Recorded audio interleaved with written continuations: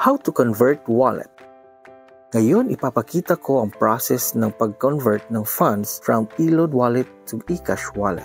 Para ma-convert natin ang eLoad wallet papuntang eCash wallet, click nyo lang po ang convert button sa eLoad wallet. Dito nyo i-input ang amount na gusto nyo ma-convert papuntang eCash wallet.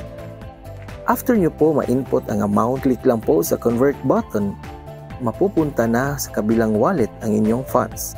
Same process lang din po ang pag-convert from eCash wallet to eLoad wallet.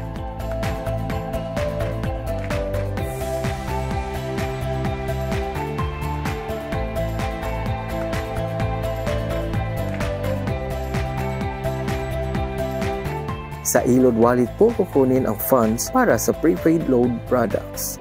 At sa eCash wallet naman kunin ang funds for cash in and bills payment.